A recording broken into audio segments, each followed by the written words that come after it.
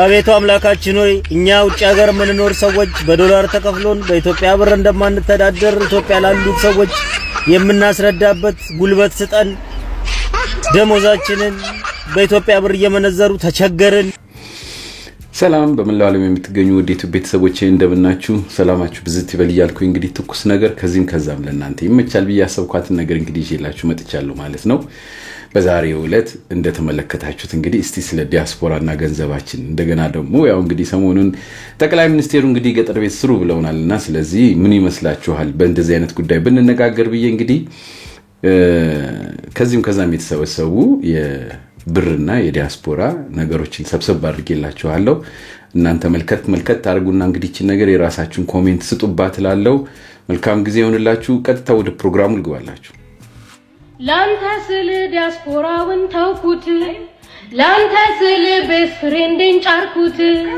ላንተ ስለ ያጎቴ ልጅ ተውኩት ላንተ ስለ ራሴን ከፈልኩኝ አንተ ግን በሃና ለወከኝ ተሃና ባሌ መልሺ ተሃና ባሏ መልሺ ሃና ባሏ ባሌ መልሺ ተሃና ተመለሺ ሃና ባሌ መልሺ ሃና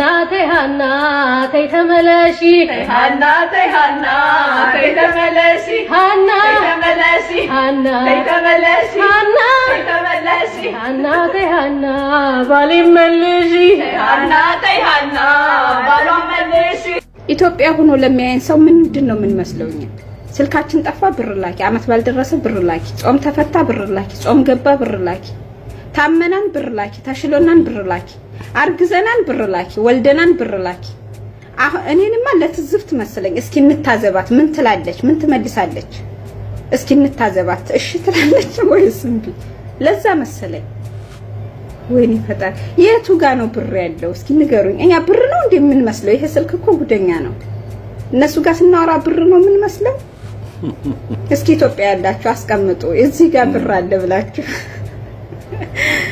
የምር አሁን እኔ ሀገር ስገባ ማንም ደናድርሽ የኔ ልጅ የሚለኝ የለም ሁሉም ደውሎ ላኪ ብሎ ታዝበውኛል በቃ ያጎት ልጅ አክስት ልጅ የልጅ ልጅ ጓደኛ ጎረቤት ታዝበውን ጨርሰዋል አለቀ ምንም ላረግ አልችልም እናት አባት ሁሉ ወንድም እህት የለኝም ብር ነው በተለይ በውጭ የሚኖሩ ዜጎቻችን እና ዜጎች መለወጥ እንችላለን ብለው አምነው የገንዘብ ብክነታቸውን ትክክለኛ ቦታ ላይ ቢያውሉ ባጠረ ጊዜ ውስጥ መቀየር እንችላለን ደሞዝ ደርሷል አው ደሞዝ ደርሷል ልንገራችሁ የኢትዮጵያ ያላችሁ ሰዎች ግን ማለት ነው ምንድነው ብር ከተላከላችሁ በኋላ እንዴት ጥፍት የሚያረጋችሁ ነገር ምንድነው ገንዘቡ ከመላካችን በፊት ገንዘብ ከመላካችን በፊት 24 ሰዓት ኦንላይን ናችሁ መብራቱ አይጠፋም አው መብራቱ አይጠፋም ስልካችሁ ፉል ነው ቻርጅ አለው አንዳንዶቻችሁማ ፕሮፋይል ሁሉ ፒክቸር ታረጉናላችሁ አው ደሞዝ ሊደርስ አካባቢ እውነቴ ነው ገንዘቡን ከመላካችን በፊት እንደዛ ታረጋላችሁ ጨዋናችሁ ከኦንላይን አጠፉ ገንዘብ ከላክን በኋላ ምንድነው ጥፍት የሚያረጋችሁ ነገር እንዴ ቴንኪው ታውጡ የትኛው ቴንኪው ነው ቴንኪው ይቅር ታው ቴንኪው አትበሉን ግድ የለም ደርሶናል አይባል ገንዘቡ የላክሹ ገንዘብ ደርሶናል ላይ እኛኮ ለደህንነታችሁ እኮ ነው ለደህንነታችሁ እኮ ሰግተን እኮ ነው እየለመናችሁ ኦንላይን ግቡ ጥፍት ከዛ በኋላ ተመጡና ስልኬ ባትሪ ጨርሶ እኮ ነው መብራት የለም እኮ ኧረ ታው ኧረ ግድ የለም ታውና ሹሃዳ ምንድነው እንደዚህ ያለ ነገር እንዴ ገንዘቡ ከመላኩ በፊት ስልካችሁ ይሰራል ላይ 4 ሰዓት ኦንላይን ናችሁ ገንዘቡ ካገኛችሁ ከደረሳችሁ በኋላ እንደው ደርሶናል አይባልም እንደው ገንዘቡ ቴንኪው ይቅርባችሁ ቴንኪው አትበሉ እንደው ግን ገንዘቡ ደርሶናል እናመሰግናለን አይባልም ጥፍት ለምንን ኦንላይን ግቡ ብለን ለምንን ስለ ስርዓት አርጉና ሹሃዳ ስለ ስርዓት አርጉ ሴቶች ይመጣሉ በገንዘብ ይሄዳሉ በገንዘብ ይሄንን በገንዘብ ያብዳሉ በገንዘብ ያፈቅራሉ ገንዘብ ይሞታሉ በገንዘብ ይሄንን በገንዘብ በገንዘብ ወንድ ልጅ በገንዘብ ሴቶች ካሁን በኋላ በቃ ገደል ገባችሁ ወንድ ልጅ በሙሉ ነጥቶባችኋል ይሄንን በገንዘብ ይመጣሉ በገንዘብ ይሄዳሉ በገንዘብ አይገንዘብ ውጭ ሀገር ያለ ሰው ህይወት እንዴት ነው ብለ ተይቋል ቆንጆ ነው እንትኑ ጥሩ ነው የእንትን እድል አለ እንትኑም አሪፍ ነው እንትን ብትልበት ሀገር ነው እያለ ይቀጥላል እና ደስተኛ ነህ ደስታ አለ ስትለው ወይ ደስተኛ አይደለም ደስታ የለም ይላል። ኢትዮጵያ ያለ ሰው ጠይቃለህ ህይወት እንዴት ነው ትለዋለህ። ምን እንዴት ነው ትለኛለህ። እንትን የለ እንትኑ ራሱ እንትን ካለ እንትን ብሏል። እኔ ራሱ እንትን ብዬ እንትን ካልኩ ስንት ጊዜ እንትን የለም ምርር ብሎኛል። እኔ ግን እንትን ብዬ እንትን ማለት ነው የምፈልገው እያለ ይቀጥላል። እና ደስተኛ ነህ ደስታ አለ ስትለው አንተ ትቀልዳለህ እንዴ የኔ ችግር እየነገርኩ ስለምን ደስታ ነው የምትጠይቀኝ? ደስተኛ ያለውም ደስታ የለም ይላል። እና ደስታ የት ነው ያለው? እዚህም ከሌለ እዛም ከሌለ የት ነው ደስታ ያለው? የት ነው ደስታ? እስቲ ያለበት ንገረን። እኛ እኮ ተጨነቀ። እስቲ ና ወይ ያለበት ንገረን እኛ እንምጣ። ኧረ ተው ደስታ ኧረ ተው። ስሙኝማ እንዴት ናችሁ? ደህና ናችሁ? ምን ግርም እንደምለኝ ታውቃላችሁ? ሁሌ ሳስበው የምሬን ነው ይቀላልኩ አይደል? ኢትዮጵያ ያለው 5 ሳንቲም ኪሴ ላይ ሳይኖር ማለት ነው በልቼ አድራለሁ። ሬስቶራንት ሁሉ አዛለሁ፣ ሄጄው ላዛለሁ። አታምኑኝም? እዚህ ነው አሜሪካ ነው ብሩ ኖሯችሁ የቤት ኪራያችሁን ከፍላችሁ በቃ ማለት የሚያስፈልገው ነገር አድርጋችሁ ፍሪጃችሁ ሞልቶ የሆነ ነገር ያስጨንቃችኋል። ምን እንደሆነ ግን አታውቁትም። ምን እንደሚያስጨንቃችሁ ግን አታውቁም። ሀፍት ተኛላችሁ፣ ሀፍት ትጨነቃላችሁ። ዛሬ ረፍቴ ነው ስራ የለኝም ብትሉ የተጨነቃችሁ ነው። ቤትማ ብቻህን ከተቀመጥክ ትጨልላለህ። ውዴቱ ቤተሰቦች እንደተመለከታችሁት ነው። በጣም እኮ በሚገርመው እንግዲህ ይሄ የኑሮ ውድነት የትም እንዳለ ሁላችንም እናውቀዋለን። ነገር ግን መቼም አገራችን ያለ ህብረተሰብ ያው የሚመስለው እዛ ዘናፈታ እየተባለ ህብረተሰቡ እየኖረ የተወሰነ ነገር ሰብስቦ ስለሚያመጣ እቺንም ደግሞ እንግዲህ በኢትዮጵያ ብር ስለሚመነዝሯት ትልቅ ብር ይገኛል ተብሎ የሚያስበው ህብረተሰብ በጣም ብዙ ነው። ያው እንግዲህ እንደሰማችሁትም እንግዲህ ጠቅላያችንም እንግዲህ ለምን ይሄን ብር ዝም ብላችሁ ከምትበትኑ የተሻለ ነገር አታረጉም ብለዋል ማለት ነው። ስለዚህ እስቲ እናንተ በየትኛው መስመር ይዛችሁ ነው ይሄን ነገር የምትተረጓጉሙት ማለት ነው? እስቲ ዛሬ ስለ ውጭ ሀገር ስላለ ነው ዳያስፖራዎች እንግዲህ ብራችን እንዴት ነው እየተበታተነ ያለው ወይስ እየሰበሰብን ጥሩ ነገር እያደረግን ነው ያለውን በሚለው የራሳችሁን ሆነ አስተያየት ስጡላለሁ። ቀጥታ ወደ ፕሮግራሙ ልግባላችሁ።